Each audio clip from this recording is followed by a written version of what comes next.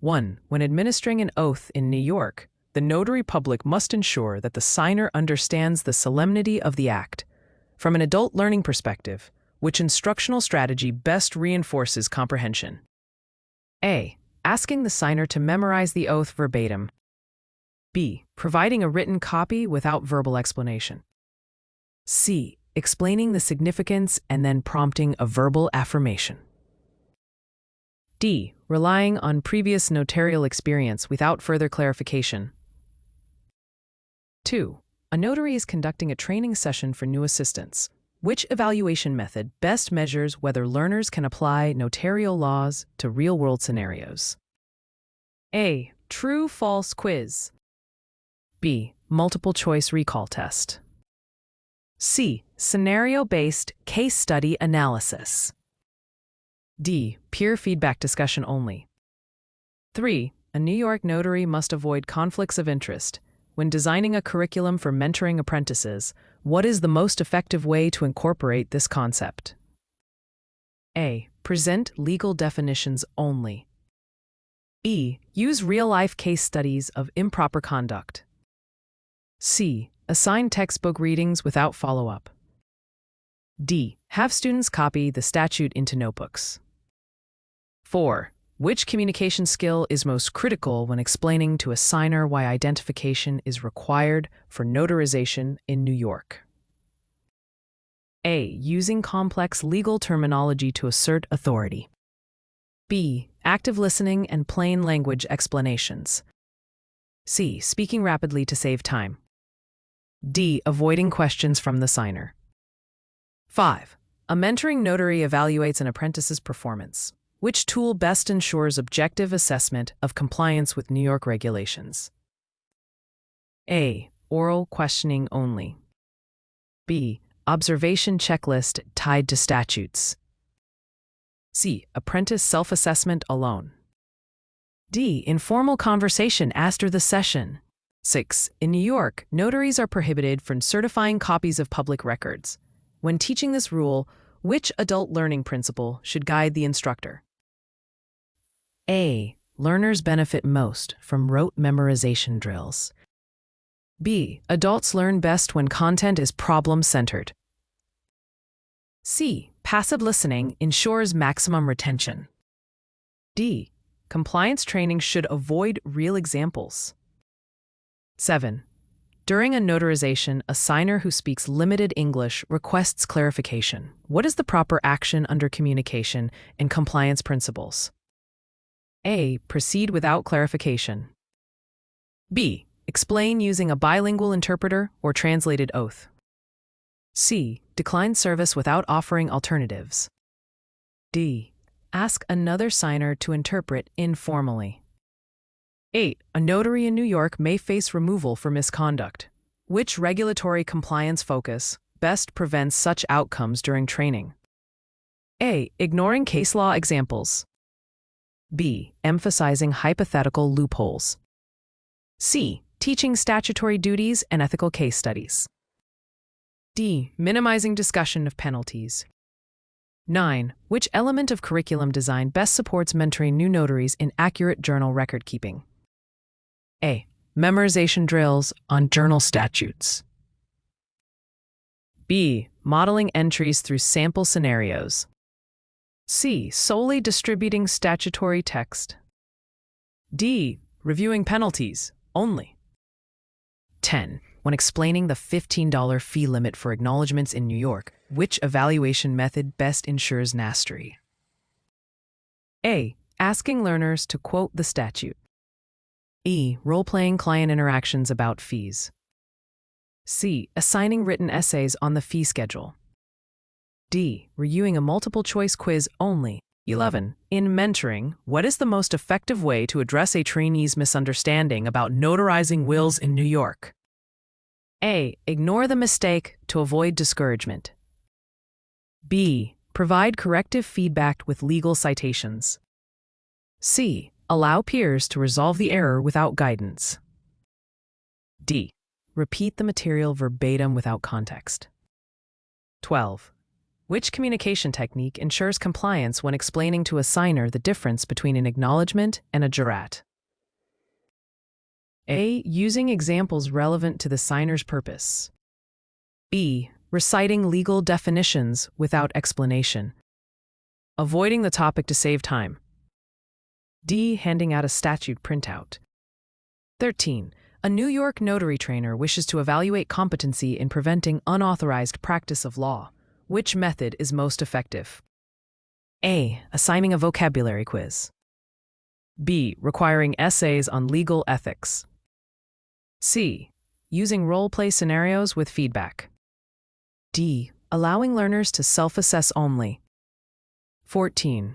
Which mentoring technique best supports adult learners struggling with distinguishing between notarial acts? A. Providing visual flowcharts and examples.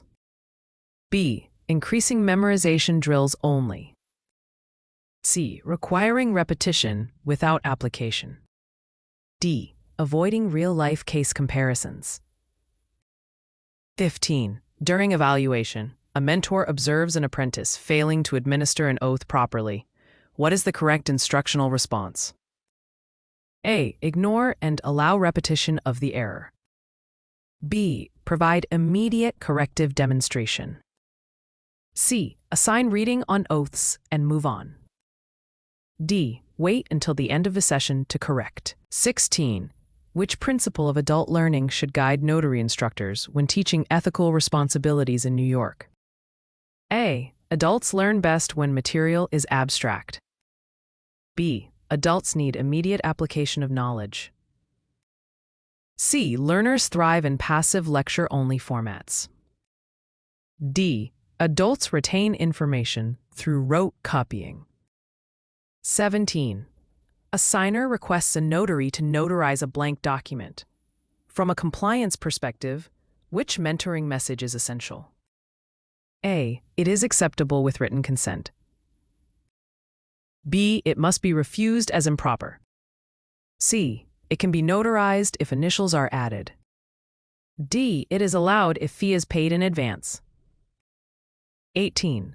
When building a curriculum, which approach best integrates communication skills with legal compliance? A. Use real-world client simulations with debriefing. B. Deliver all content as statute text only. C. Assign silent reading without discussion. D. Rely only on lecture slides. 19. New York law requires notaries to be appointed by the Secretary of State. Which evaluation method best measures learner comprehension? A. Multiple choice recall of appointment facts. B. Essay on the Secretary of State's office history. C. Role play of application and approval process. D. Peer discussion without assessment. 20. A notary explains fees incorrectly to a client. Which mentoring action ensures regulatory compliance training? A. Ignoring the mistake to maintain confidence. B. Providing factual corrections and client-centered explanations. C. Avoiding discussion of fees in training. D. Waiting until after multiple sessions to clarify. 21. When teaching journal security, which curriculum design choice aligns with adult learning principles? A. Stressing abstract theories of record safety. B. Demonstrating lockable storage and encryption practices. C. Avoiding specific examples for efficiency. D. Assigning memorization of statute only. 22. A notary must be able to refuse service under certain conditions. Which teaching strategy best prepares apprentices for this responsibility? A. Role-play exercises with refusal scenarios. B. Assigning dictionary definitions of refusal. C. Reading statutes aloud without discussion. D. Avoiding controversial refusal topics. 23. Which communication strategy should a mentor use to explain notarial misconduct consequences? A. Simplifying content with relatable analogies. B. Using legal jargon exclusively. C. Avoiding questions for efficiency. D. Speaking in a monotone lecture. 24. When a notary candidate misidentifies acceptable ID forms, what evaluation method helps correct the error? A. Reviewing memorized lists only. B. Scenario-based quizzes requiring ID analysis. C. Encouraging self-assessment without correction. D. Avoiding correction to maintain pace. 25. Which principle of adult learning supports teaching notaries how to handle pressure from clients?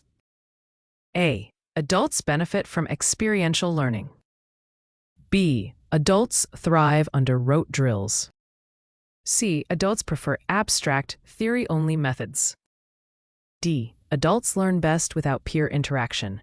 26. In New York, a notary may not provide legal advice. Which mentoring activity best reinforces this compliance rule?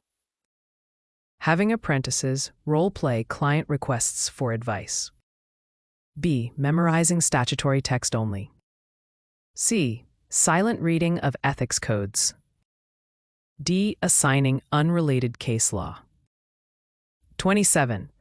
Which evaluation tool best measures whether learners can accurately complete a notarial certificate? A. Observation checklist with statutory criteria. B. Open discussion with no documentation. C. True or false quiz on certificate facts. D. Unstructured peer feedback. 28. When communicating with a frustrated signer, which skill ensures compliance and professionalism? A. Active listening and empathy. B. Dismissing concerns as irrelevant. C. Avoiding explanations to save time. D. Using legal jargon for intimidation. 29. In mentoring, how can a trainer best ensure apprentices internalize the prohibition on notarizing for personal gain? A. Sharing personal stories and ethical dilemmas. B. Avoiding discussion of real cases. C. Assigning statute memorization only. D. Minimizing role-play scenarios.